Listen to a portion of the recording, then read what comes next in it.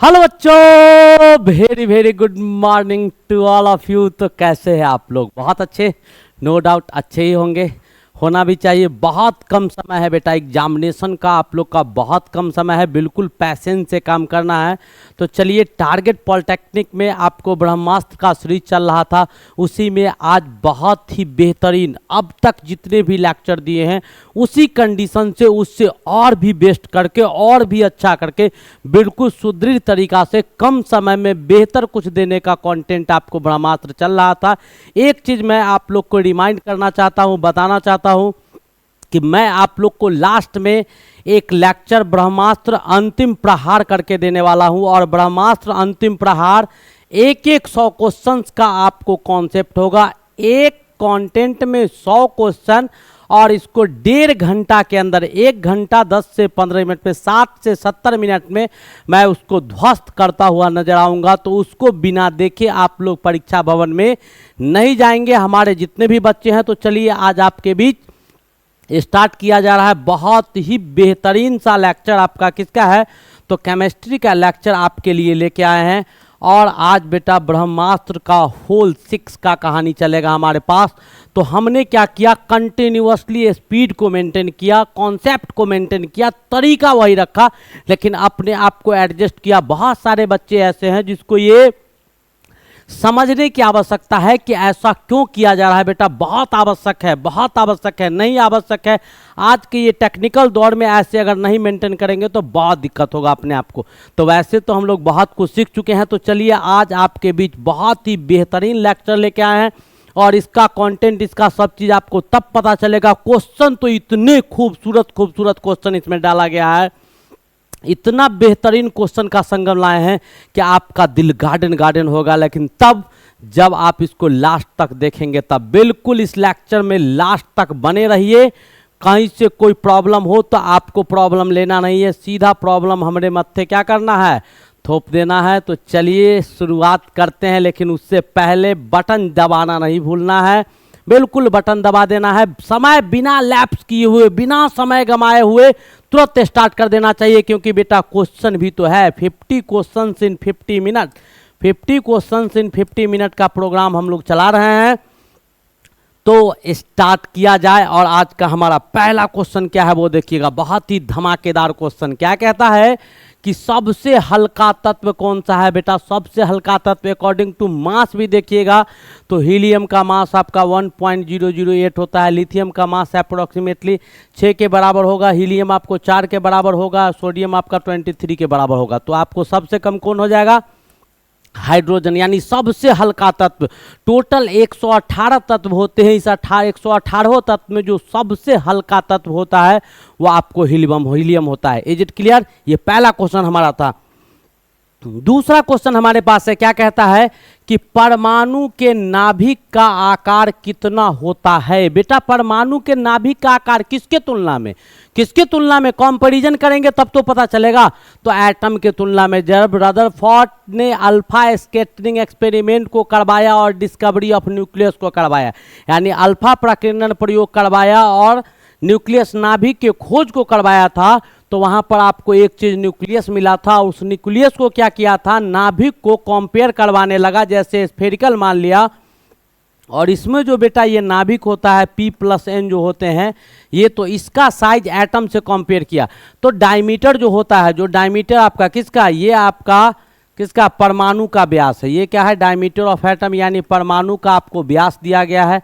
और ये आपको नाभिक का व्यास है। किसका व्यास है? नाभिक का व्यास है। ठीक है, ये आपका नाभिक का व्यास दिया गया। ठीक है, तो ये आपके परमाणु के व्यास है, और ये आपके किसके व्यास है? तो नाभिक के व्यास है। तो आपको ये समझ में आना चाहिए, मैं जो बताने जा रहा हूं, तो परमाणु और नाभिक का व्यास, तो नाभिक का जो, परमाणु का जो व्यास होगा वो नाभिक के व्यास का कितना, 10⁵ टाइम्स, यानी 1 लाख गुना बड़ा होगा। इकाई, दहाई, सैकड़ा, हजार, 10,000, लाख, 1 लाख गुना बड़ा। कितना बड़ा? 1 लाख गुना बड़ा क्या होता है?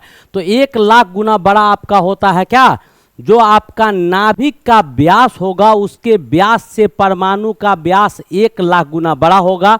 और जैसे ही दोनों का वॉल्यूम निकालिएगा, तो वॉल्यूम आप अगर एटम का निकालते हैं और वॉल्यूम आप अगर किसका निकालते हैं, न्यूक्लियस का निकालते हैं, तो चूंकि ये बेटा स्फेरिकल है, तो स्फीयर का वॉल्यूम क्या होता है 4/3 पाई आर क्यू होता है।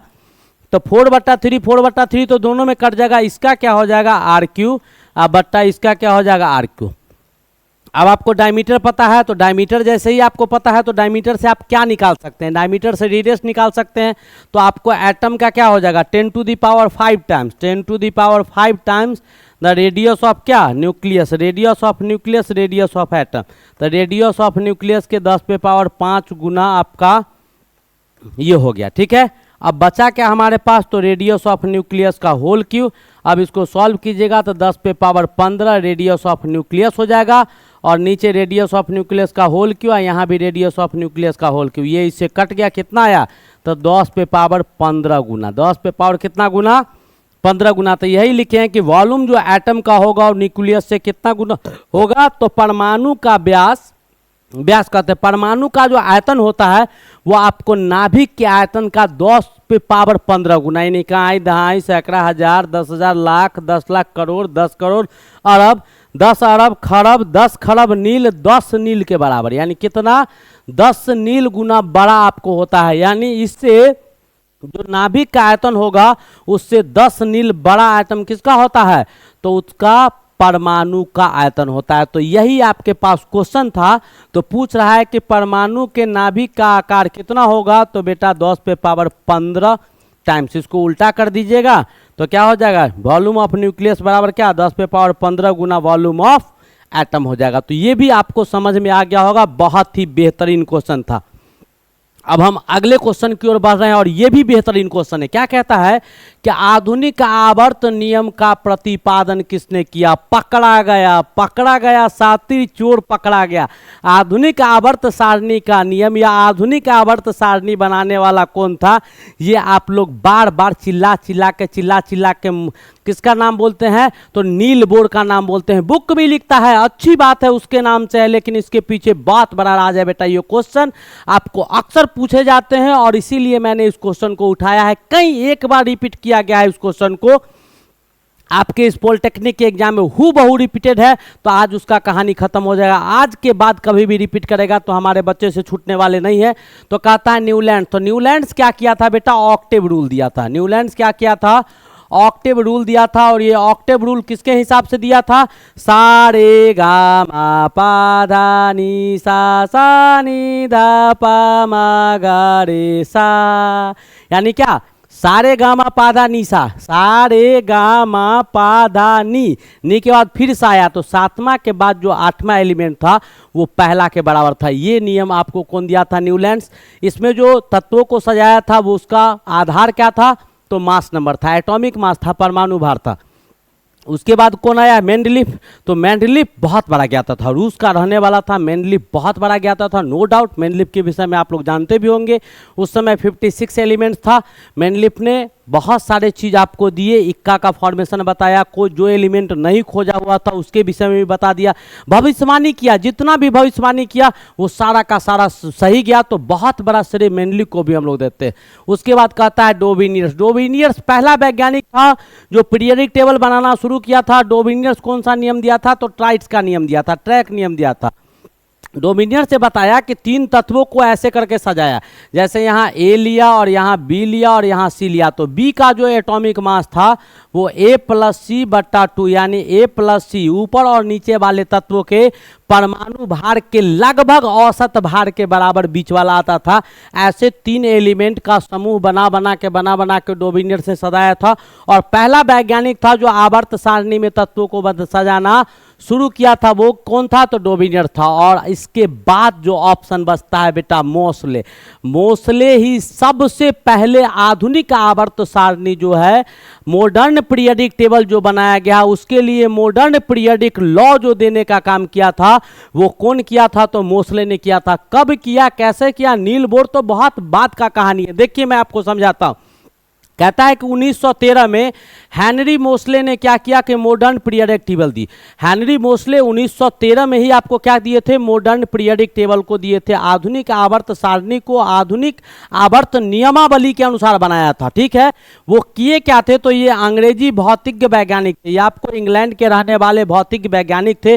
वो क्या किए कि तत्वों की वेवलेंथ, तत्वों की तरंग दैर्ध्य को मापने के लिए अल्फा रे का उपयोग किया और इन मापों को क्या परमाणु क्रमांक, क्या इसके परमाणु अंक या परमाणु क्रमांक से सहसबद्ध किया। और क्या कहता है कि ये किए क्या, तो इन्होंने क्या किया कि तत्व जो था, जितने भी आपको तत्व थे जो एलिमेंट होते हैं, उन तत्व के वेवलेंथ को माप रहे थे, उन तत्व के तरंग दैर्ध्य को मापने का काम कर रहे थे। कौन, मोसले साहब क्या कर रहे थे कि परमाणु के, या परमाणु कहते हैं, तत्वों के तरंग दैर्ध्य को मापने का काम कर रहे थे। किसकी मदद से, अल्फा किरण की मदद से।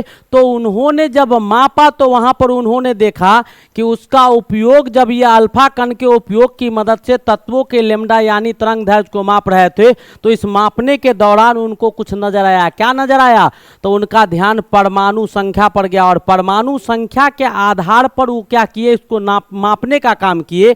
फिर उन्होंने क्या किया कि जेड आपका क्या है, परमाणु क्रमांक है, परमाणु संख्या के आधार पर क्या किया कि पीरियोडिक टेबल को, जो पहले से त्रुटि था, जितने भी वैज्ञानिक, इससे पहले जितने भी वैज्ञानिक ने पीरियोडिक टेबल को बनाया, तो उसका फंडामेंटल जो आधार था, जो मूलभूत आधार था, वो परमाणु भार के आधार पर सजा रहे थे तत्वों को। और इन्होंने क्या किया कि जब तत्व के तरंग दैर्ध्य को निकाल रहे थे अल्फा रे की मदद से, तो वहां बहुत सारे उतार चढ़ाव देखने को मिला। और एट लास्ट इनको ये समझ में आया कि अगर हम परमाणु भार को छोड़कर परमाणु संख्या के आधार पर हम निकालना शुरू करें, तो जितने भी त्रुटि आज तक जितना वैज्ञानिक को आया है, वो सारा त्रुटि क्या हो जाएगा, खत्म हो जाएगा। और हमारा आधुनिक आवर्त सारणी आधुनिक नियम से बनेगा और कहीं से कुछ रह नहीं जाएगा। तो ये कथन आपको किसने दिया था, तो ये आपको मोसले ने दिया था। बिल्कुल आपको समझ में आ गया होगा। तो मोसले मॉडर्न पीरियोडिक टेबल को देने वाले पहला वैज्ञानिक थे। जो अभी आप मॉडर्न पीरियोडिक टेबल पढ़ते हैं, उसका जो मॉडर्न पीरियोडिक लॉ था,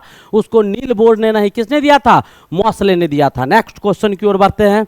और आज का हमारा अगला क्वेश्चन क्या है, देखिए बेटा, क्या कहता है कि दूध का पीएच मान, दूध तो सब पीता होगा, दूध का पीएच मान 6.6 होता है। बेटा ये थोड़ा सा अम्लीय होता है, 7 से थोड़ा कम है, इसलिए ये थोड़ा सा क्या होता है, अम्लीय होता है। दूध आपका क्या होता है, थोड़ा सा अम्लीय होता है। हम नेक्स्ट क्वेश्चन की ओर बढ़ रहे हैं। अगला क्वेश्चन देखिए, बहुत ही इंपॉर्टेंट और बहुत जबरदस्त क्वेश्चन है। क्या कहता है क्वेश्चन, क्वेश्चन कह रहा है कि उत्प्रेरक कैटेलाइसिस की खोज किसने की। बेटा कैटेलाइसिस का खोज किसने किया, तो हम आपको बताते हैं। कैटेलाइसिस का खोज बर्जिलियस ने किया था। बर्जिलियस वाइटल फोर्स थ्योरी भी दिया था, ठीक है। बर्जिलियस हाइपोथेसिस का नियम भी, बर्जिलियस हाइपोथेसिस भी बताया था कि ऑर्गेनिक कंपाउंड जो होता है वो आपको लिविंग फोर्स के उपस्थिति में होता है, जिसको वाइटल फोर्स हम लोग बोलते हैं। सजीव में ही बनता है, निर्जीव में नहीं बनता है। ऐसा भी हमने आपको इससे पहले क्वेश्चन करवाया था। बर्जिलियस छोटा मोटा आदमी नहीं था, बर्जिलियस ने बहुत सारे कॉन्सेप्ट दिया। बर्जिलियस पहला वैज्ञानिक है जिन्होंने कैटेलिस्ट के विषय में बताया, उत्प्रेरक को लॉन्च करने वाला, उत्प्रेरक के विषय में बताने वाला, उसको खोज के लाने वाला बर्जिलियस। ये बर्जिलियस क्या करवाएं कि बहुत सारे केमिकल रिएक्शंस करवाना शुरू किया। और जब रासायनिक अभिक्रिया को करवा रहे थे उन्होंने, तो क्या किया कि उस बीच में कुछ और एक्स्ट्रा फॉरेन पार्टिकल्स जो है, कुछ अलग से पार्टिकल्स को, अलग से सब्सटेंस को बार बार उसमें डाल रहे थे। जब उन्होंने अलग से बहुत सारे केमिकल रासायनिक अभिक्रिया में डालना शुरू किया और उसके रेट को पता किया, रासायनिक अभिक्रिया के रेट को पता किया, कोई केमिकल रिएक्शन करवा रहे हैं, मान लो A+B को मिलाकर C+D बना रहे हैं, और वहां पर कोई बाहरी पदार्थ X को डाल दिए, A+B को मिला के वही केमिकल रिएक्शन C+D बना रहे हैं, Y को डाल दिए, P को डाल दिए, M को डाल दिए, ऐसे ऐसे बाहर से सब्सटेंस को डाल रहे थे। और फॉरेन पार्टिकल्स जो बाहर से उन्होंने डाल रहा था, तो प्रत्येक बार वो रेट चेक कर रहे थे कि क्या रासायनिक अभिक्रिया का वेग क्या है, किस दर से हमारा रासायनिक अभिक्रिया हो रहा है। तो उन्होंने देखा कि बहुत केस में जब बाहर से डालते हैं तो कभी बढ़ रहा है, कभी घट रहा है, कभी बढ़ रहा है, कभी घट रहा है। तो उस पार्टिकल्स का नाम उन्होंने क्या रख दिया, कैटेलिस्ट रख दिया। तो इसको ढूंढा कौन था, तो बर्जिलियस ने। तो उत्प्रेरक को सबसे पहले खोजने का काम बर्जिलियस ने कब किया, तो 1835 में किया। ये कहाँ के रहने वाले थे, तो स्वीडिश केमिस्ट थे, ठीक है, स्वीडिश यानी स्विट्जरलैंड के रहने वाले थे। जोन्स जैकब बर्जिलियस ने खोजा था, और इसको बेटा father of modern chemical science यानी आधुनिक रसायन ज्ञान का, आधुनिक रसायन विज्ञान का संस्थापक भी कहा जाता है या आधुनिक रसायन विज्ञान का जनक भी कहा जाता है। किसको? बर्जीलियस को। तो आपको समझ में आ गया होगा। रदरफोर्ड क्या किया था? तो रदरफोर्ड अल्फा स्कैटरिंग एक्सपेरिमेंट करवाया था। डिस्कवरी ऑफ न्यूक्लियस को बताया। रदरफोर्ड ने प्रोटॉन का खोज किया। रदरफोर्ड ने न्यूक्लियस का खोज किया। रदरफोर्ड ने न्यूक्लियस के विषय में बहुत कुछ बताया। न्यूक्लियस के मास के विषय में बताया, एटम के मास के विषय में बताया, इलेक्ट्रॉन कहाँ पाए जाते हैं वो बताया, शेप साइज क्या होता है वो बताइए। सारा काम रदरफोर्ड ने किया। लुईस और कोसेल ये फालतू का नाम है। चलिए अगला क्वेश्चन हमारा क्या है, दे दिए। बहुत अच्छा। डीडीटी का पूरा नाम क्या है? डीडीटी का पहले जो बच्चे बहुत पुराने, आप लोग अपने फादर से पूछेगा तो आपको पता होगा कि गर्मी या बरसात जब आती थी तो उस समय बिहार सरकार या भारत सरकार एक मच्छर मारने का दवा छिड़काव करवाता था। वो डीडीटी का मेडिसिन था। लंबे समय तक आपके घर में आता, इससे इससे इससे इससे इससे इससे पूरा छीट के जाता। तो मच्छर ने के लिए कीटनाशक दवा आपका डीडीटी होता है। पूछ रहा है इसका फुल फॉर्म क्या है? तो बेटा डीडीटी क्या होता है मैं उसको लिखा हूं। कहता है डाइक्लोरो डाइफेनाइल ट्राइक्लोरो इथेन। डीडीटी का फुल फॉर्म क्या हुआ? डाइक्लोरो डाइफेनाइल ट्राइक्लोरो इथेन आपका डीडीटी होता है। इसका रासायनिक सूत्र जब लिखिएगा तो C14H9Cl5 होता है। कैसे कैसे होता है देखिए। C14 है यानी कितने? तो 14 C है। तो 14 C कैसे होगा? देखो यहां पर 1 2 3 4 5 6 7 8 9 10 11 12, उसके बाद 13 1 14, कितना सी हो गया? 14। 5 क्लोरीन है। 1 2 3 4 5 क्लोरीन है। और हाइड्रोजन जब आप जोड़िएगा तो सब जगह लगा दीजिएगा हाइड्रोजन, आपको 9 हाइड्रोजन आ जाएगा। कितना हाइड्रोजन आ जाएगा? 9 हाइड्रोजन। ऐसा आपका डीडीटी का स्ट्रक्चर होता है। कहता है इसी it is a organochloride. ये आपका क्या होता है? कार्बनिक क्लोराइड होता है। ये क्या होता है कि कार्बनिक क्लोराइड होता है। कहता है इट किल्स मॉस्क्यूटो। ये मच्छर को मारने के काम में आता है। किसके काम में आता है? तो ये मच्छर के मारने को काम में आता है। यानी ये मच्छर मारने वाला क्या होता है? दवा होता है जो मच्छर को मारने का काम करता है। नेक्स्ट पॉइंट कहता है कि यह पहला आधुनिक कीटनाशक था। ये पहला आधुनिक कीटनाशक था जो मलेरिया के विरुद्ध प्रयोग किया गया था। पहले बेटा मलेरिया का बहुत ज्यादा दौर था। मच्छर काटता था तो मलेरिया बहुत ज़्यादा था। मलेरिया बुखार लगता था जो मार देता था। ब्लड से प्लेटलेट्स को बहुत घटा देता था। आदमी बहुत ज़्यादा डैमेज हो जाता था। तो पहला ये आधुनिक कीटनाशक दवा था डीडीटी, जिसका उपयोग मलेरिया के विरुद्ध किया गया था। लेकिन बेटा इसका उपयोग करना छोड़ दिया गया, या हमारे मच्छर का छिड़काव करना भी अभी मच्छर का छिड़काव डीडीटी का नहीं किया जाता है। क्यों नहीं किया जाता है? क्योंकि ये हमारे वातावरण को, हमारे पर्यावरण को क्या कर रहा है? बहुत ज़्यादा प्रदूषित करता है। इसीलिए हम लोग इसका छिड़काव करना बंद कर दिए। लेकिन 1950 के बाद, लगभग 1950 के बाद इसे कृषि कीटनाशी के रूप में उपयोग करने लगे। हम लोग क्या करने लगे? मनुष्य तो स्वार्थी होता है, चलो वहाँ नहीं होगा तो कहाँ? खेत खलिहान जो आपका कृषि होता है, एग्रीकल्चर में कीड़े मकोड़े और कीटनाशक को मारने के लिए, सब्जी साग में कीड़े मकोड़े ये सब को मारने के लिए ऐसे प्रयोग में लाना शुरू कर दिए। ये कैसा होता है? तो बेटा कलरलेस होता है। इसके कोई रंग नहीं होते हैं। ये टेस्टलेस होता है, स्वाद विहीन होता है, न इसका कोई स्वाद होता है। ये ऑर्डरलेस होता है, न ही इसका कोई सुगंध होता है। न स्वाद होगा, न रंग होगा, न ही सुगंध होगा। न स्वाद होगा, न रंग होगा, न सुगंध होगा। It pollutes environment. ये हमारे पर्यावरण को क्या करता है? प्रदूषित करता है। तो पूरा कहानी हमने डीडीटी का आपके सामने रख दिया। अब पूछ रहा था पूरा नाम क्या है? तो dichloro diphenyl ट्राइक्लोरोइथेन। Dichloro diphenyl trichloroethane यानी B is the correct option. Next question की ओर मूव करते हैं। उम्मीद है आपको अच्छी तरह से समझ में आ रहा होगा। हमारा अगला क्वेश्चन क्या है वो जरा ध्यान से सुनिएगा। क्या कहता है कि मौसम विज्ञान संबंधी प्रेषण के लिए निम्नलिखित में से किसको गुब्बारों में भरने में उपयोग में लाया जाता है? तो बेटा ये 4 ऑप्शन है। अब कहता है कि मौसम संबंधित जानकारी लेना है, तो मौसम का जानकारी लेगा। तो मौसम का जानकारी लेने के लिए अब किसी के विषय में तुमको कुछ जानकारी चाहिए तो उससे कांटेक्ट करेगा ना। चाहे जैसे कांटेक्ट करो, मोबाइल से कांटेक्ट करो, या उसके घर पर जाओ, या उसके समाज में जाके पता लगाओ, यही करना होगा। तो मौसम संबंधित जानकारी अगर वैज्ञानिक को चाहिए तो कहता है कि गुब्बारे में कौन सा गैस भरेगा, तो भाई ऐसा गैस को डालो ना कि गैस वहां पहुंच जाए। तो वहां पहुंचने वाला गैस कौन सा है, मैंने इसे पहले क्लास में भी चर्चा किया था। तो जो हॉट गैस होता है, गर्म गैस बैलून में डालते हैं तब वो उड़ता है ना, तो जो इसका लोअर डेंसिटी कम होता है, घनत्व कम होता है, उस गैस को बैलून में भर दीजिएगा तो ऊपर चला जाएगा। तो यहाँ पर बेटा हीलियम गैस को हम लोग क्या करते हैं, भर देते हैं। और हीलियम गैस क्या होता है, हमारे एटमॉस्फेयर का जो, वैसे हालांकि ये पर्याप्त मात्रा में हमारे एटमॉस्फेयर में पाया नहीं जाता है, रेयरेस्ट ऑफ रेयर कम मात्रा में पाए जाते हैं।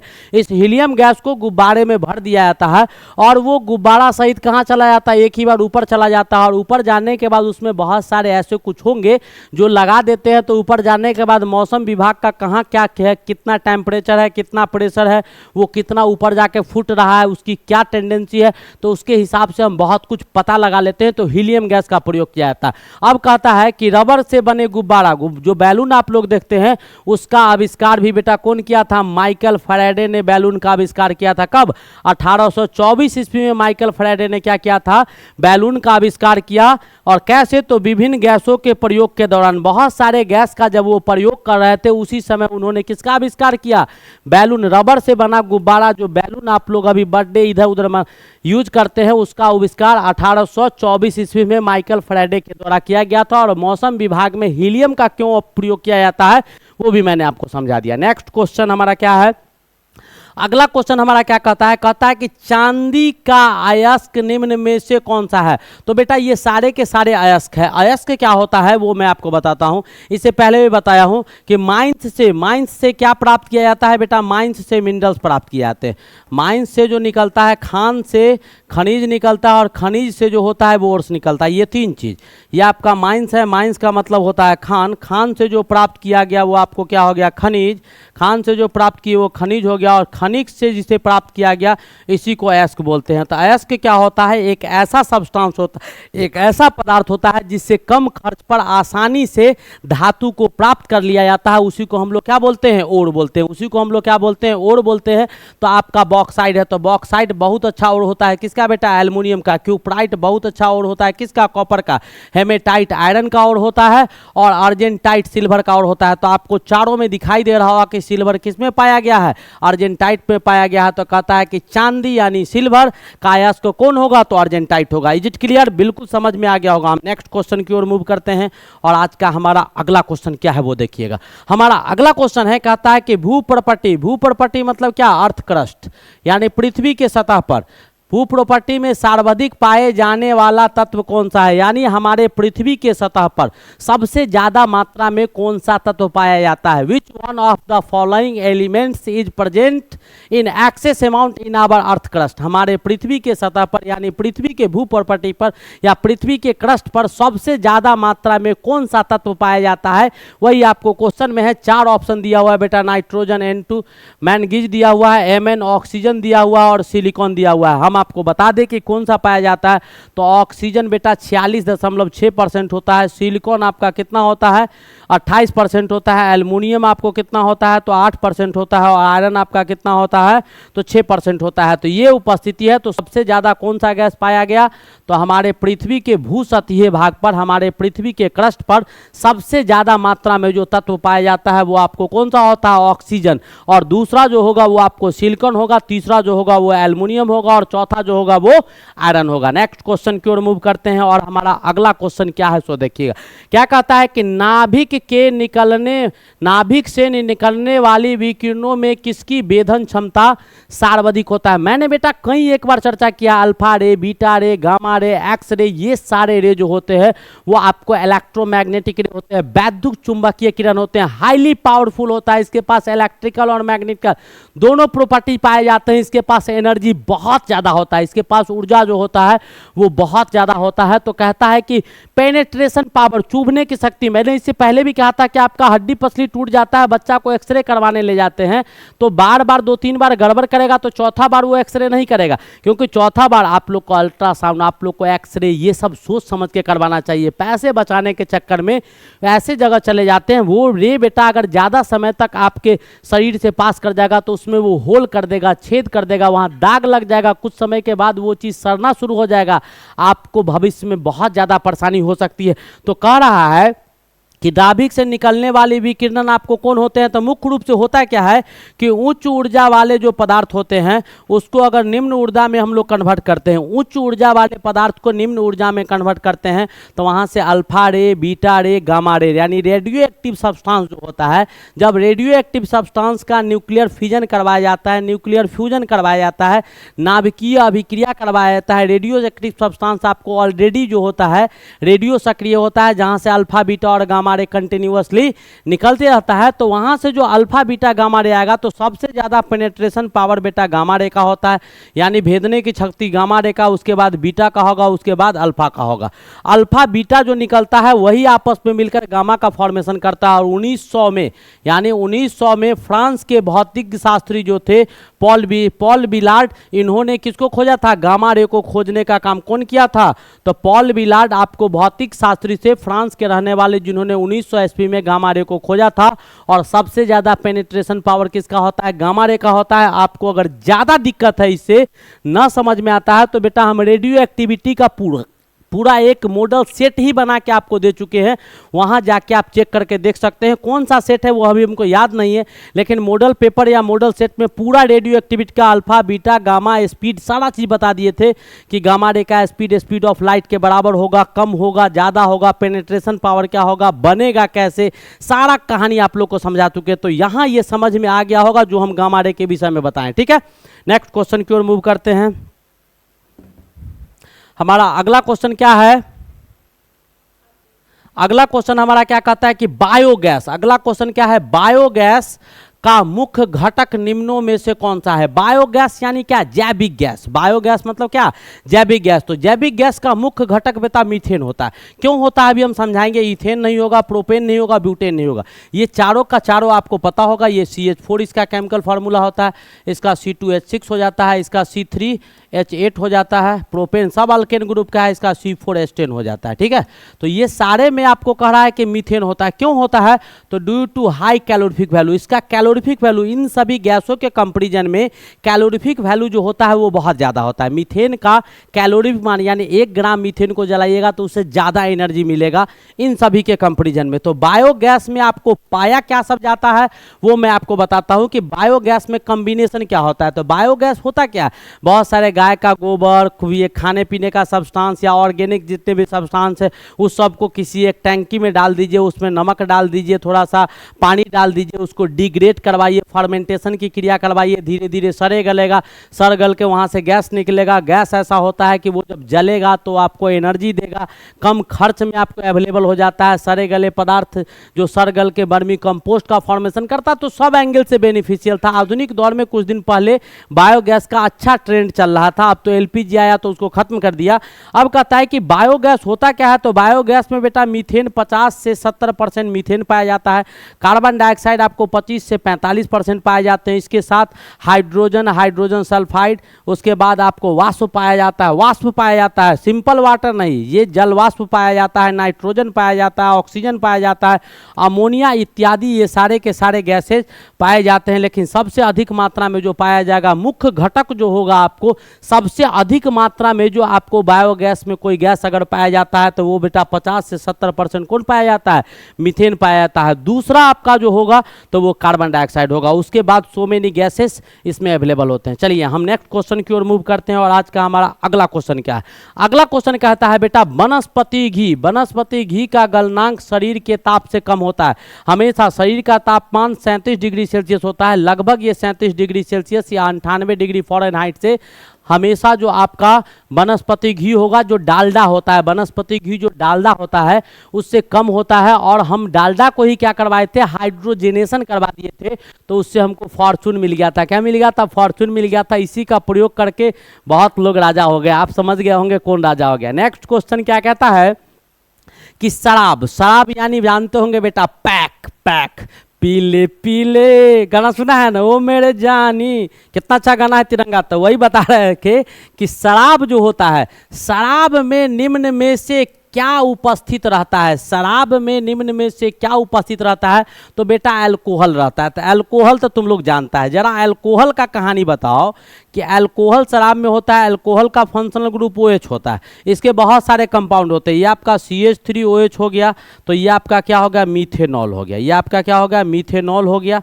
नहीं, या इसको हम लोग मिथाइल अल्कोहल भी बोलते हैं। क्या बोलते हैं, इसका नाम हम लोग मिथाइल अल्कोहल, कॉमन नेम हम लोग मिथाइल अल्कोहल बोलते हैं, इसका सामान्य नाम मिथाइल अल्कोहल होता है। वैसे ही आप अगर CH3CH2OH लेते हैं तो ये आपका इथेनॉल हो जाता है। ये क्या हो जाता है, इथेनॉल हो जाता है, और इसका नाम हम लोग इथाइल अल्कोहल बोलते हैं। क्या बोलते हैं, इथाइल अल्कोहल बोलते हैं। तो ये हिंदी में नाम है, हिंदी इंग्लिश कुछ भी लिखो, तो ये बेटा IUPAC नेम है। ये कौन सा नाम है, तो IUPAC नाम है, और ये आपका कॉमन नाम है, सामान्य नाम है। ये आपका इसका कौन सा नाम है, तो IUPAC नाम है, ठीक है। ये आपका कौन सा नाम है, तो ये आपका कॉमन नाम है। यहाँ तक आपको समझ में आ गया होगा। अब आपको मैं बताता हूँ कि ये जो मिथाइल अल्कोहल है, दोनों सेमी कंपाउंड है, carbon hydrogen oxygen, carbon hydrogen oxygen दोनों सेम है, अल्कोहल का ही कंपाउंड है।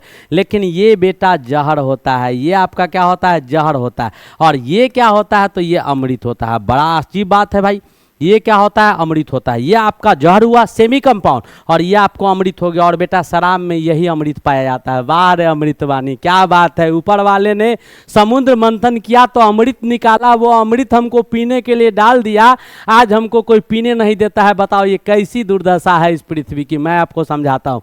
क्या कहता है कि ये आपका इथाइल अल्कोहल है, ये आपका मिथाइल अल्कोहल। इथाइल अल्कोहल ही बेटा शराब में पाया जाता है। क्या पाया जाता है, इथाइल अल्कोहल। ये आपके वाइन्स जहर होते हैं। शराब में इसीलिए कह रहे हैं कि शराब में एक्सेस अमाउंट में रहता है, तो उसका सेवन हमारे लिए नुकसानदेह हो सकता है। लेकिन आपको जितने भी मेडिसिन आते हैं, कफ सिरप और जितने भी मेडिसिन आते हैं, वो सारे में बेटा अल्कोहल का कुछ ना कुछ अमाउंट होता है, इथाइल अल्कोहल का अमाउंट होता है। ये भी चीज़ जो आप देखते हैं, तो इसमें अगर ज़्यादा मात्रा में इसका आप सेवन करते हैं, कफ सिरप ही सब जितना आता है ना, वो सब में क्या इसका इस्तेमाल किया जाता है। मेडिसिन में लगभग आपको अल्कोहल के इस्तेमाल में इथाइल अल्कोहल ही यूज किया जाते हैं। एसिटिक अम्ल नहीं किया जाता है, मिथाइल अल्कोहल नहीं किया जाता है, क्लोरोफॉर्म नहीं किया जाता है। नेक्स्ट क्वेश्चन, यहाँ तक समझ में आ गया।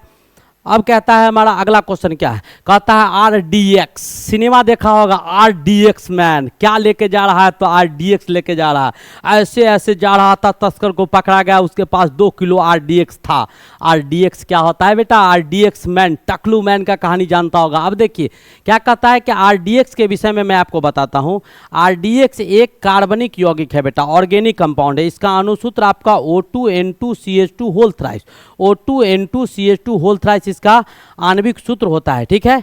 और ये आपका प्रसिद्ध विस्फोटक है, यानी बहुत बड़ा एक्सप्लोसिव है। जैसे बम विस्फोट करता है, वैसे RDX में विस्फोट करता है। यानी बम में क्या, इसको अगर डाल दिया है तो बहुत बड़ा विस्फोटक है, प्रसिद्ध विस्फोटक है। सफ़ेद रंग का ठोस पदार्थ होता है। ये बेटा बिल्कुल वाइट होता है। देखता होगा ड्रग्स का सिनेमा में जो आता है पैकेट में पैक किया हुआ, यही रहता है RDX, जो सफ़ेद रंग का ठोस पदार्थ होता है, यानी वाइट कलर का सॉलिड सब्सटेंस होता है। ये गंधहीन होता है, इसके कोई खुशबू नहीं होते हैं, न ये सुगंधित होता है, न ये बदबूदार होता है, ठीक है। स्वादहीन होता है, न ही इसका कोई टेस्ट होता है। रासायनिक रूप से नाइट्रामाइड वर्ग से आता है। तो नाइट्रामाइड वर्ग का जितने भी कंपाउंड्स होते हैं वो सारे के सारे एक्सप्लोसिव होते हैं। ट्राइनाइट्रोटोलिन, TNT, नहीं ऐसे बहुत सारे कंपाउंड, तो वो सारा एक्सप्लोसिव का काम करता है। जो न्यूक्लियर एक्सप्लोजन्स होते हैं उसमें उसका हमेशा इस्तेमाल किया जाता है, ठीक है। तो उसी ग्रुप से ये रासायनिक रूप से किससे, RDX भी आपका नाइट्रामाइड ग्रुप से ही आता है। अब कहता है कि ये आपको बिल्कुल जैसे RDX होता है वैसे ही HMX होता है। HMX उससे मिलता जुलता है। RDX जो होता है वो बेटा ज्यादा एनर्जेटिक। ट्राइनाइट्रोटोलिन, TNT जो हम पढ़ाए थे, वो TNT जो हाइड्रोजन बम में विस्फोटक के रूप में इस्तेमाल किया जाता है, TNT से ज़्यादा ऊर्जावान होता है। RDX के पास ऊर्जा क्या होता है, ट्राइनाइट्रोटोलिन से ज़्यादा होता है। इसका इस्तेमाल सेकेंड वर्ल्ड वार जो हुआ था, दूसरा विश्व युद्ध में RDX का इस्तेमाल बड़े स्तर पर किया गया था, खूब इस्तेमाल किया गया था। सेकेंड वर्ल्ड वार में RDX का इस्तेमाल बड़े स्तर पर किया गया था। और कहता है कि अभी भी RDX का इस्तेमाल किसके द्वारा किया जाता है, जो हमारे सैन्य दल के लोग हैं, सैनिक हैं हमारे, वो आज के डेट में भी RDX का इस्तेमाल करते हैं। तो ये सारा कहानी हो गया। आप क्वेश्चन पर आते हैं, कहता है एक प्रकार का उपकरण, एक प्रकार का जीन उर्वरकों के निर्माण में प्रयुक्त रसायन एक विस्फोटक। क्या है, प्रसिद्ध विस्फोटक है, नामी गामी विस्फोटक है, क्योंकि इस पर बहुत सारे सिनेमा भी बने हैं, आप जानते होंगे। आज का हमारा अगला क्वेश्चन क्या है सो देखिए, क्या कहता है, वैद्युत अपघट्ट अवकरण किस पर होता है। मैंने बेटा कई एक वर्ड आपको याद करने के लिए दिया था, आज मैं फिर याद करवाता हूं। केयर वर्ड को याद रखिएगा, पहले भी बोल चुके हैं, आज भी कह रहे हैं। केयर का मतलब बेटा होता है, ये आपका हो गया कैथोड, ये आपका क्या हो गया कैथोड, और कैथोड पर ये क्या हो गया रिडक्शन। आपको क्वेश्चन में यही पूछा गया है, ठीक है। और कुछ वर्ड मैंने बताया था, उसको बोले थे कि एकदम गांठ बांध लो। लियोजर को याद रखिएगा। लियोजर का क्या मतलब होता है, इसका मतलब होता है बेटा loss of electron. Loss of electrons का मतलब क्या होगा, ऑक्सीडेशन होगा। लॉस ऑफ इलेक्ट्रॉन का मतलब ऑक्सीडेशन होगा। इसका मतलब हो जाएगा गेन ऑफ इलेक्ट्रॉन, यानी इलेक्ट्रॉन को खोना, इलेक्ट्रॉन को प्राप्त करना, यह आपका अवकरण हो जाएगा, रिडक्शन हो जाएगा। इतना ही नहीं, और कुछ वर्ड आपको बताए थे, लोन। और क्या बताए थे, लोन। लोन, एल का मतलब होता है लेफ्ट, एल का मतलब होता है लेफ्ट, ओ का मतलब होता है ऑक्सीडेशन, ओ का मतलब क्या होता है ऑक्सीडेशन, ए का मतलब होता है एनोड, ए का मतलब होता है एनोड, और एन का मतलब होता है निगेटिव। बात खत्म। इतना ही से आपको लगभग जो इलेक्ट्रोलाइटिक रिडक्शन का बहुत सारे छोटे छोटे कॉन्सेप्ट आपको इसी वर्ड से खत्म हो जाएगा। पूछ रहा है कि वैद्युत अपघटन यानी इलेक्ट्रोलाइटिक इंडक्शन में या इलेक्ट्रोलाइटिक रिडक्शन में क्या कहता है, अवकरण किस पर होगा, तो केयर, कैथोड पर क्या होता है रिडक्शन होता है। कैथोड पर किस पर होगा, कैथोड पर होगा। आ गया समझ में, यहीं से बन गया। इसमें पूछता कि रिडक्शन क्या, अब पूछ देता कि तुमको कैथोड जो होगा वो निगेटिव होगा कि पॉजिटिव, तो यहाँ बता दिए हैं एनोड निगेटिव होता है तो कैथोड क्या हो जाएगा, पॉजिटिव हो जाएगा। ऐसे आप कुछ भी बता सकते हैं। लॉस ऑफ इलेक्ट्रॉन यानी इलेक्ट्रॉन किस पर मुक्त हो रहा है, तो इलेक्ट्रॉन बेटा किस पर मुक्त होगा वो आपको पता करना होगा। लॉस ऑफ इलेक्ट्रॉन ऑक्सीडेशन होता है, गेन ऑफ इलेक्ट्रॉन रिडक्शन होता है। तो भाई रिडक्शन कहाँ हो रहा है, तो रिडक्शन हो रहा है किस पर, कैथोड पर। तो कैथोड पर इलेक्ट्रॉन गेन करेगा तब रिडक्शन होगा, यानी कैथोड इलेक्ट्रॉन को क्या कर रहा होगा, गेन कर रहा होगा। एनोड इलेक्ट्रॉन को क्या कर रहा होगा, लूज कर रहा होगा। तो इससे आपको ये तीन वर्ड की मदद से, ये तीनों वर्ड को याद रखिएगा, केयर, लियोजर और लोन। ये तीन वर्ड से आप लगभग इलेक्ट्रोलाइटिक का मैक्सिमम क्वेश्चन को कर सकते हैं। नेक्स्ट क्वेश्चन हमारा मूव करते हैं अगले क्वेश्चन की ओर। क्या कहता है कि हाइड्रोजन के समस्थानिक की संख्या है। बेटा हाइड्रोजन का 3 आइसोटॉप्स है। हाइड्रोजन के कितने आइसोटॉप्स है, तो हाइड्रोजन के 3 आइसोटॉप्स है। समस्थानिक कितने हैं हाइड्रोजन के, तो हाइड्रोजन का 3 समस्थानिक तत्व है। तो हाइड्रोजन के 3 समस्थानिक तत्व है। वो कौन कौन, वो मैं आपको बताता हूँ। एक आपको बेटा प्रोटियम है, ठीक है, एक आपका ड्यूटेरियम है, क्या है ड्यूटेरियम है, और तीसरा आपका क्या दिया हुआ, तो ट्रिटियम दिया हुआ। तीसरा क्या है, ट्रिटियम है, ठीक है। प्रोटियम में क्या लिखते हैं, 1 लिखा जाता है। ड्यूटेरियम में क्या लिखते हैं, 1 2 लिखते हैं, ठीक है। और ट्रिटियम में क्या लिखते हैं, 1 3 लिखते हैं। इसको एच के फॉर्म में भी लिखिएगा तो 1 1 लिखेंगे, एच के फॉर्म में 1 2 लिखेंगे, और एच के फॉर्म में आपका 1 3 लिखेंगे। और यहाँ पर इलेक्ट्रॉन लिखिएगा तो सब में इलेक्ट्रॉन, प्रोटॉन और न्यूट्रॉन का संख्या देख लीजिए। तो इसमें बेटा इलेक्ट्रॉन 1 होता है, इसमें भी इलेक्ट्रॉन 1 होते हैं, इलेक्ट्रॉन 1 होते हैं, ठीक है। जब प्रोटॉन इसमें देखिएगा तो इसमें भी 1 1 और 1, और जब न्यूट्रॉन इसमें देखिएगा तो न्यूट्रॉन आपका कितना हो जाएगा, तो इसमें जो न्यूट्रॉन देखिएगा वो आपको दिखाई दे रहा है या नहीं दे रहा है, हाँ यहाँ पर लिख देते हैं। आपका न्यूट्रॉन जब देखिएगा तो न्यूट्रॉन आपको प्रोटियम में कितना होगा, तो नहीं होगा। ड्यूटेरियम में कितना होगा, तो 1 होगा, और ट्रिटियम में कितना होगा, 2। तो अंतर कहाँ से होता है, तो प्रोटियम में आपके न्यूट्रॉन नहीं होते हैं, ठीक है। ड्यूटेरियम में 1 न्यूट्रॉन होते हैं और ट्रिटियम में 2 न्यूट्रॉन। तो कितने आइसोटॉप्स हो गए, तो हाइड्रोजन के 3 आइसोटॉप्स हो गए। हाइड्रोजन के कितने आइसोटॉप्स हो गए, 3 आइसोटॉप्स आपके हाइड्रोजन के हो गए। हाइड्रोजन के 3 आइसोटॉप्स हो गए। हमारा अगला क्वेश्चन क्या है सो देखिएगा। क्या कहता है कि प्रकाश संश्लेषण में पौधे द्वारा निम्न में से कौन सी गैस उपयोग की जाती है। तो बेटा प्रकाश संश्लेषण की क्रिया इस पूरे पृथ्वी मंडल में जितने भी जीव हैं सबके लिए बहुत ज़्यादा इंपॉर्टेंट होता है। प्रकाश संश्लेषण, फोटोसिंथेसिस का क्रिया इस पृथ्वी के लिए, इस पृथ्वी पर जितने प्रकार के जीव पाए जाते हैं जो भी है उन सभी के लिए बहुत ही महत्वपूर्ण होता है। प्रकाश संश्लेषण के क्रिया के लिए 4 चीज़ की अहम आवश्यकता होती है। एक तो आपका क्लोरोफिल होता है, जो बेचारा ऊपर वाले किसको दे दिए हैं, पौधा को दे दिए, दूसरे किसी को नहीं दिए। इसीलिए हमेशा उसको, आपको जिंदा रहना है तो उसको जिंदा रखना होगा, क्योंकि खाना वही बनाता है और उसी का खाना लेके हम इधर उधर तल फल के खाते हैं, लेकिन देता वही है सबको खाना। तो एक तो आपका हो गया क्या, तो आपका क्लोरोफिल हो गया। दूसरा सनलाइट, ये सूरज का देन है, आप समझ ही रहे हैं, एनर्जी वहीं से आता है, वही एनर्जी पौधा को देता है। और उसके बाद आपको कार्बन डाइऑक्साइड गैस हो गया और वाटर हो गया, यानी चार चीज, वाटर, कार्बन डाइऑक्साइड, सनलाइट और क्लोरोफिल, इन चारों की मदद से। तो आप देखिए मैंने क्या करवाया, कार्बन डाइऑक्साइड, वाटर, प्रकाश, प्रकाश यानी क्या, सूरज का प्रकाश, क्लोरोफिल, रिएक्शन करवाएं तो आपका ग्लूकोज बना, वाटर बना, ये बना, और फिर से क्लोरोफिल क्या हो गया, बाहर निकल गया। कितना अच्छा चीज़ है, क्लोरोफिल रिएक्शन में भी भाग लिया और लास्ट बाद में भी क्लोरोफिल निकल गया। तो हमको मिला क्या, तो बेटा CO2 हीटेबल गैस होता है, उसको पौधा, यानी जब पौधा खाना बनाता है दिन में जब खाना बनाएगा पौधा, तब क्या देगा, ऑक्सीजन देगा। तो दिन में ज़्यादा से ज़्यादा टाइम से अगर हम पौधा के नज़दीक रहे तो अच्छा से अच्छा फ्रेश ऑक्सीजन मिलेगा। केमिकल रिएक्शन होने के बाद ताज़ा ऑक्सीजन हमको मिलेगा, बिल्कुल स्वस्थ रहेंगे, स्वास्थ्य संबंधित कोई बीमारी हमको होने वाला नहीं है, यानी श्वास संबंधित जो होगा, रिस्पायरेशन संबंधित कोई बीमारी नहीं होगा, ये अच्छी बात है। रात के समय में उल्टा क्रिया होता है, रात के समय में उसको सनलाइट मिलता नहीं है तो खाना नहीं बनाता है, तो हइयो है बड़ा विशाल, तो बहुत ज़्यादा ऑक्सीजन ले लेता है। तो रात के समय पौधा के नज़दीक नहीं रहना चाहिए, दिन में रहना चाहिए। तो कार्बन डाइऑक्साइड, वाटर, प्रकाश और क्लोरोफिल लेके ये बना दिया, और यहाँ से ये निकला, फिर आपको ये बाहर निकल गया। तो किस गैस की आवश्यकता हुई, कार्बन डाइऑक्साइड गैस की आवश्यकता हुई। किस गैस की आवश्यकता हुई, कार्बन डाइऑक्साइड गैस की आवश्यकता हुई। किस गैस की, कार्बन डाइऑक्साइड गैस की आवश्यकता हुई। हमारा अगला क्वेश्चन क्या है, जरा देखिए कौन सा क्वेश्चन है, फटाफट इसको भी प्रिंट करते रहिएगा। मैं पानी पी लूँ 1 मिनट।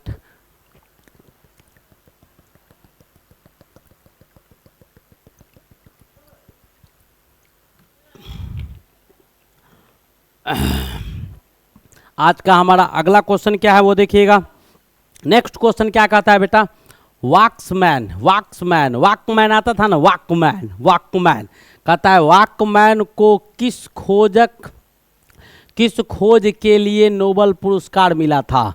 वॉकमैन आपका नाम है, वो कौन सा ऐसा चीज़ खोजा था जिसके लिए उसको नोबेल पुरस्कार दिया गया था। पहला ऑप्शन दिया हुआ है पेंसिलिन, दूसरा दिया हुआ है क्लोरोमाइसिटिन, और तीसरा दिया हुआ है टेरामाइसिन, और चौथा दिया हुआ है स्ट्रेप्टोमाइसिन। किसको खोजा था, तो वॉक्समैन ने स्ट्रेप्टोमाइसिन को खोजा था, जिसके लिए उसको क्या दिया गया, नोबेल पुरस्कार से नवाजा गया था। नेक्स्ट क्वेश्चन हमारा क्या है सो देखिए, क्या कहता है कि क्लोरोफॉर्म का IUPAC नेम है। बेटा क्लोरोफॉर्म क्या होता है वो मैं आपको बताने की कोशिश करता हूँ। क्लोरोफॉर्म के विषय में हम पहले भी बता चुके हैं, जरा ध्यान से देखिएगा।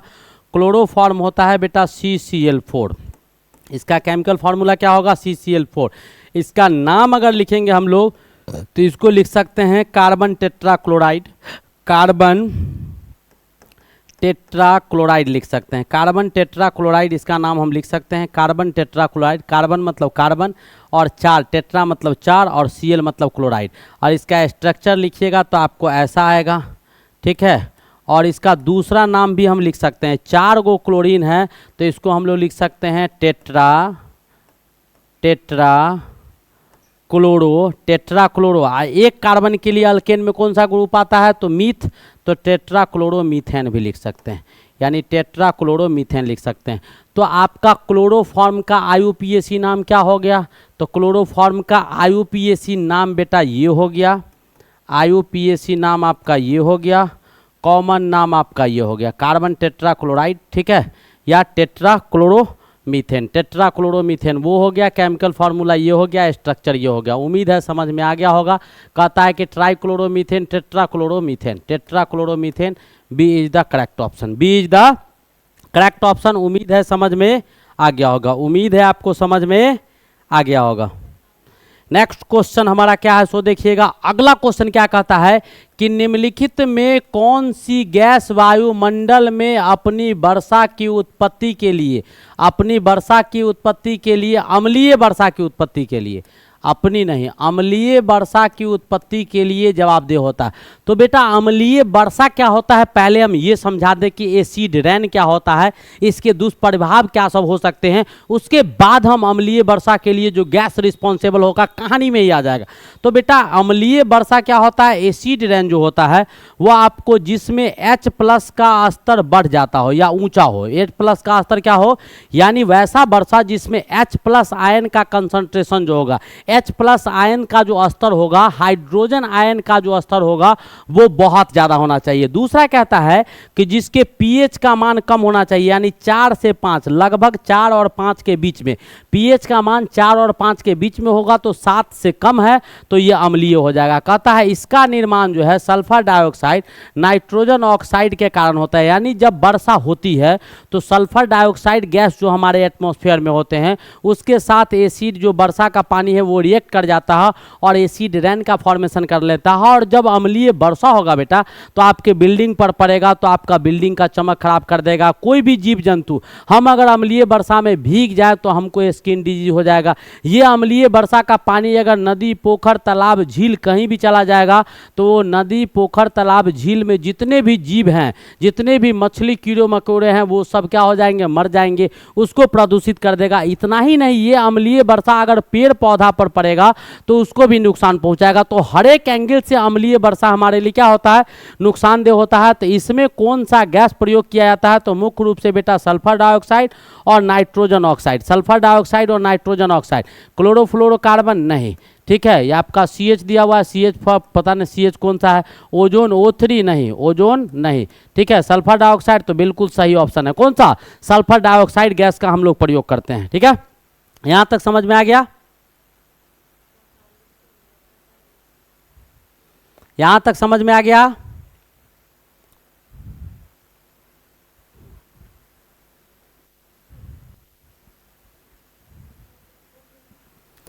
यहां तक समझ में आया बेटा। एग्जामिनेशन करीब है। मैं एक बात और आप लोग को बता दूं कि अब आपका एग्जामिनेशन इतना करीब आ गया है कि मैं जितना क्वेश्चन दे रहा हूं उसको तो आप कंटिन्यू प्रैक्टिस करते ही रहिए, उसको छोड़ना नहीं है। कंटिन्यू प्रैक्टिस को लूज नहीं करना है, प्रैक्टिस कंटिन्यू चलना चाहिए। लेकिन एक चीज और आप ध्यान रखिएगा कि मैं इसी लेक्चर में आपको लास्ट में ब्रह्मास्त्र अंतिम प्रहार देने वाला हूं। ब्रह्मास्त्र अंतिम प्रहार जो आपको दिया जाएगा उस प्रहार में आपको 100 क्वेश्चन आपको दिए जाएंगे, 100 फिजिक्स का, 100 केमिस्ट्री का और 100 मैथ का। 100 क्वेश्चन होगा, लगभग 1 घंटा से 1.25 घंटा, यानी प्रत्येक क्वेश्चन को हम सेकेंडों में समय देते हुए नजर आएंगे। मात्र सेकेंड मात्र का समय देंगे, 25 से 30 या 40 सेकेंड होते होते एक क्वेश्चन को हम आपके सामने समाप्त करते हुए नजर आएंगे। तो उसको बिना देखे आप एग्जामिनेशन को अटेंड करने नहीं जाएंगे, उसको भी देखेंगे। और अच्छा लग रहा हो तो बेटा बार बार कहते हैं लाइक सब्सक्राइब शेयर करना भूलना नहीं है, और सब्सक्राइब तो तुरंत कीजिए, कमेंट करके बताइए क्या है नहीं है। अब तो आप लोग इस दौड़ के अंतिम पड़ाव पे आ चुके हैं, लेकिन घबराइएगा नहीं, इसके बाद भी मैं आप लोग को बहुत सारे सर्विस देते हुए नजर आएंगे, बहुत कुछ आपको पढ़ाएंगे, इसके बाद भी पढ़ने में बहुत आनंद आएगा। तो चलिए उसका वेट तो बाद में करेंगे, फिलहाल हमारे पास कुछ क्वेश्चन है, उस क्वेश्चन को करते हैं। और आज का हमारा अगला क्वेश्चन क्या है, कहता है कि निम्नलिखित में सबसे भारी धातु कौन सी है।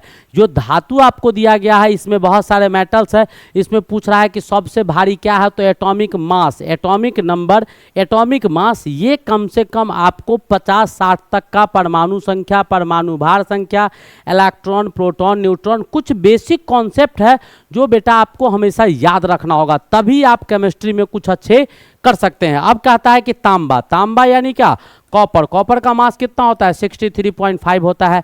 एल्युमिनियम दिया हुआ है, एल्युमिनियम का सिंबल एल होता है, मास कितना होता है 26.7। अब कॉपर का एटॉमिक नंबर तुमसे पूछ देगा तो एटॉमिक नंबर भाई कितना होता है, तो कॉपर का एटॉमिक नंबर कितना होगा 29, कितना 29 होता है, और मास कितना होता है 63.5। ठीक है, AMU लिखो, यू भी लिख सकता है ग्राम में तो ग्राम में भी लिख सकता है। अब आपका एल्युमिनियम दिया हुआ है तो एल्युमिनियम का कितना होगा भाई, तो एल्युमिनियम का कितना होता है, ये 13 होता है एटॉमिक नंबर, मास कितना होता है तो 27। वैसे ही आपका यूरेनियम दिया हो, यूरेनियम का कितना होता है तो 92 होता है, ये कितना होगा 238 भी होता है, 239 भी होता है, 236 भी होता है। ये सारे जो है ये सारे आपको होते हैं यूरेनियम। आपको जो अर्थ क्रस्ट पर पाया जाता है हमारे पृथ्वी पर जो ज़्यादा अमाउंट में यूरेनियम पाया जाता है, क्योंकि आपको मैंने बताया था कि यूरेनियम वैसा यूरेनियम, ठीक है, जिसका परमाणु भार संख्या अगर इवन नंबर आता है तो वो ज़्यादा स्टेबल होता है उसके अपेक्षा जिसका ऑड आता है। तो यहाँ पर यूरेनियम 238 जो आपका दिया गया है ये आपका इवन नंबर है, तो हमारे अर्थ क्रस्ट पर ये ज़्यादा पाया जाता है। उसके बाद आपका चांदी दिया हुआ है, तो चांदी का कितना होगा भाई, ये 108 होता है। अब ये क्या होगा वो आप लोग को बताना होगा। सोना चांदी कितना, एटॉमिक नंबर एटॉमिक मास ये आपको याद होने चाहिए।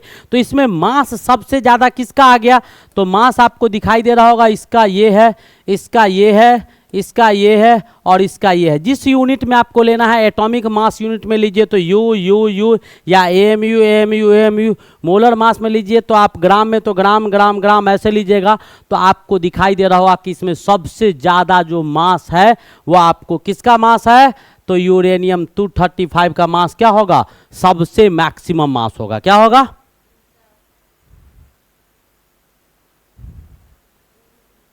सबसे मैक्सिमम मास होगा, ठीक है। तो इस प्रकार आपका ये बहुत ही खूबसूरत सा जो बहुत ही बेहतरीन लेक्चर था, ये लेक्चर का समाप्ति हो गया।